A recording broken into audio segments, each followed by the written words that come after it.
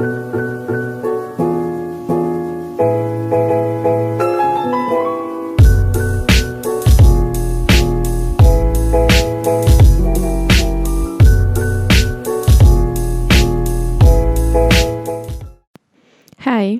let me tell you my story. My name is Mandy, and I've been working in the fashion industry for the past 5 years. My time at one of the biggest online clothing corporations shaped the way I look at fashion and marketing. I've seen the deceit and the dirty tricks that are used to convince you to buy clothing. Even worse, I was the person coming up with new ways to trick everybody. After a while, I felt like what I was doing, what the fashion industry as a whole was doing, was actually immoral. And then I decided to quit and focus my attention and time on doing the right thing. It was a difficult decision, of course, at first, but I'm sure it is worth it. In the end, it's gonna be beneficial for everyone.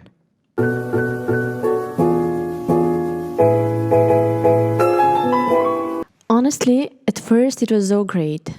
I was getting good money, I was working with influential and beautiful people. What else do you want at that age? However, the agency started getting thirsty for more and more money. Loyalty and devotion to their customers were not amongst their priorities. The major question for them was how the heck we can make them buy more. Then, of course, the orders were rising and they needed more people to help with editing. This is the time when I started doing that too. I was making a super quick progress and I really loved editing and trying stuff out. Basically, you can't put limits on your creativity. But at a certain point, I realized that I'm not editing images. I'm actually shaping expectations.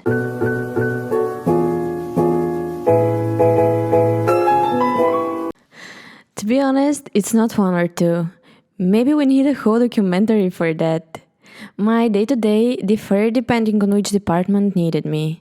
But mainly, I was overseeing the photography and styling department. My main task was making sure that every piece of clothing was photographed perfectly on the perfect model. This meant making sure that even cheap fabrics looked luxurious, edited pictures to create the perfect image, masking production flows like frayed edges, and much more. I slowly started to realize that we weren't just trying to sell a product, we were actively deceiving people. And I was a big part of that deception. And again, if I have to sum it up, I was basically changing colors, masking frayed edges, changing the light, blending cellulite and body's so-called imperfections nowadays. And transparent clothes were magically becoming not that transparent.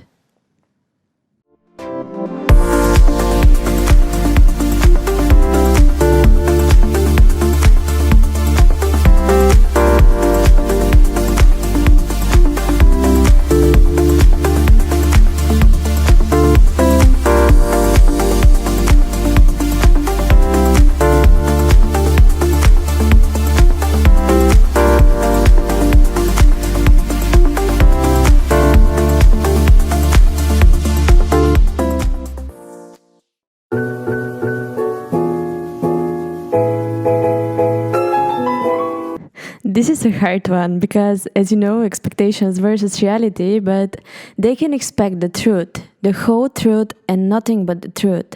I have absolutely nothing to gain except my morals, and I have everything to lose from my reputation to my bank balance, hence, me being anonymous. I'm not here to be a hero, but I'm here to do what I can.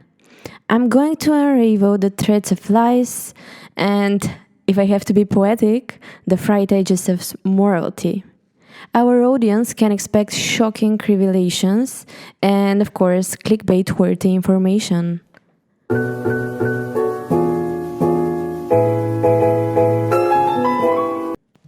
I will promise something.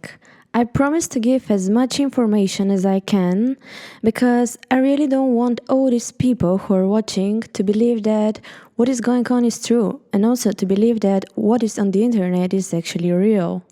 Starting comparing yourself to these pictures is unavoidable, and to be honest, I was also doing that when I was younger. It also has a major impact over the well being. It has been proved that we get dopamine from the visuals on the internet, and I don't want to interrupt this process of the human's brain. So, in the upcoming episodes, I will just present how this dopamine increasing images has been created, so you and your audience can look into them through a different perspective. Why? Because I don't want you to be stressed after you face the reality, but rather educated and entertained. I will share with you some really cool stories that have happened to me. So, as they say, stay tuned.